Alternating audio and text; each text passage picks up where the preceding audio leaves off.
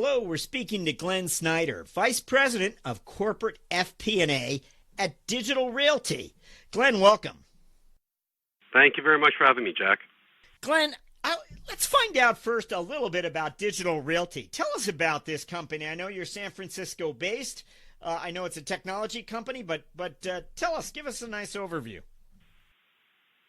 Yeah, so Digital Realty is a data center REIT, and a REIT is real estate investment trust. So we own properties all over the world. In fact, we own over 210 data centers in 36 metros and 15 countries.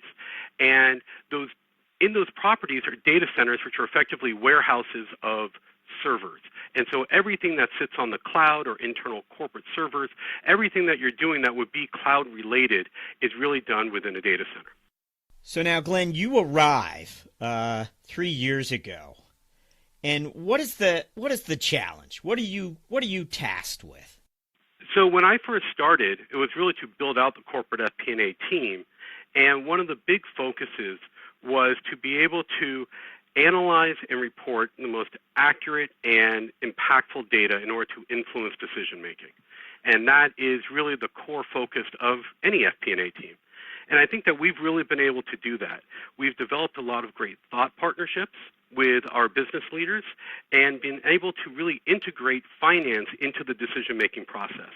And we could measure that by seeing the business leaders at our firm come to us so that we're able to opine and vet data and ideas before they actually get to the executives to make a decision. Part of what we've been asking finance leaders is that as their FP&A teams perform and analyze the data and look at the data, whether they've come forward with new metrics or whether there's a data set maybe that was brought to the attention of the organization at large. Is there anything like that comes to mind? Well, I think before I got here, the company knew what the key metrics were, and they were working on those. What we really did is we added a new dimension of that data where we brought additional discipline and transparency to make sure that business leaders really understood the drivers of what was behind that data, but also what that data meant to the company. And we really started having conversations around financial data. And that was the big thing, is that, being that we're financial planning and analysis, we start and end with our financials. And so that's really the conversation that we're having, is the impact that various business lines have on our revenues, our expenses, our core FFO, which is, of course, a term, funds from operations, that we use in the REIT industry. We know that the FP&A team needs to be tightly integrated today, but how do you achieve that? Well, it starts by building trust. That is the most important thing. And you build trust by being a good partner where you are providing information on time and accurately. That could be through reporting or just answering ad hoc questions as they come up. But then it goes, if you really want to get to that thought partnership stage, it's about being proactive.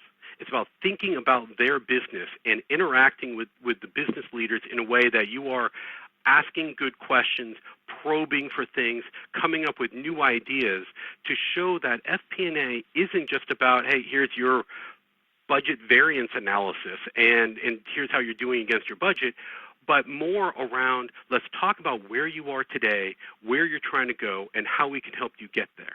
Because finance and FP&A in particular is in a unique spot that we have a certain discipline, but we have that understanding of the financial data and what it's going to take. Because at the end of the day, if you're trying to grow your business, you are going to have to tie it back to financials.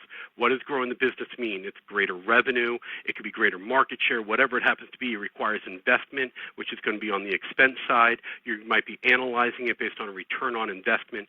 FP&A needs to be proactive to really build that trust with the business leader and make an impact.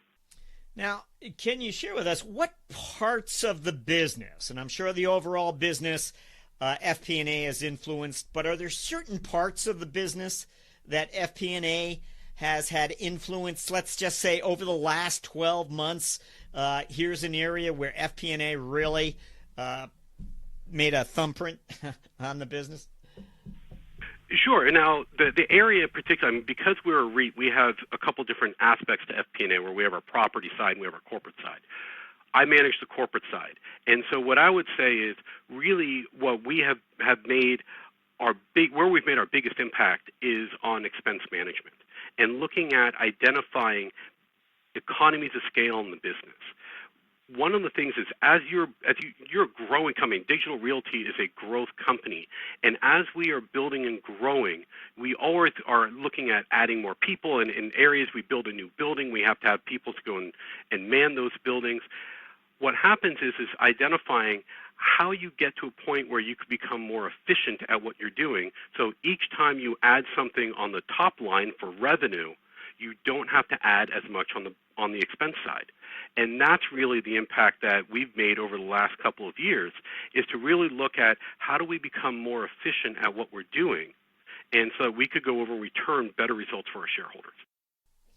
Now, you mentioned, just to get specific with expense management, was it that expenses just weren't visible enough inside the company?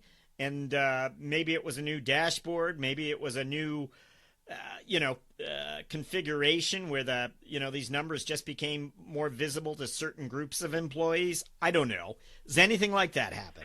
Well, so when I first joined, that was one of the things that I was asked to build out, was this corporate FP&A team, because we were doing reports at an executive level. And the executives were responsible for managing their teams. But there wasn't anything being done at lower levels, so the people were actually working out in the individual properties or managing an individual cost center or managing projects. And what we did is we pushed the data down to them. We started creating reports on a monthly basis so people can understand down to the GL account level. But then we also inserted ourselves so that we didn't have to worry about the business leaders working directly with accounting. Because accounting, they do a fantastic job at what they do, but they kind of speak what I like to call accountingese. And when they start talking about accruals and things, sometimes business leaders don't know what the accountants are talking about. FP&A sits in between the two. So we work as that translator, and we really get to help drive that additional understanding into what's behind the numbers, what they mean, so to really help those business managers manage their business in a much better way and be much more accountable to their own budget. Well, Glenn, I think I promised you 3 questions, so we're gonna end with this one. Over the next 12 months, what are your priorities as an FP&A leader? Well, it's really to do a better job. We do this today where we have driver data and metrics of here's what's going on in the business, and we have our financial data, and we report on both. But it's connecting that data, making sure that we're working under similar definitions, but also telling the right stories and making sure that at the end of the day, what we really want to do is be able to tell a story with our financial data. But financial data doesn't drive itself. There are underlying factors to that. You could look and say, well, your commissions expense is over budget. But commissions expense is going to be over budget because sales are typically up, which should also show revenues being higher. That could be because you had a particular promotion around something, or something happened, you landed a large client, those types of things. And it's really going and explaining the full picture of what's going on and not just the one aspect of the budget that you may be talking about in a particular report.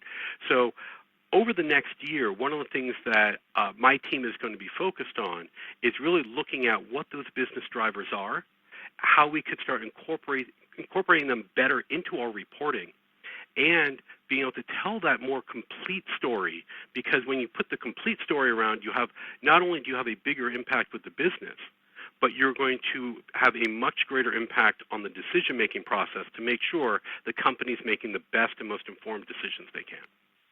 Glenn Snyder, thank you for joining us on CFO Thought Leader. Thank you for having me.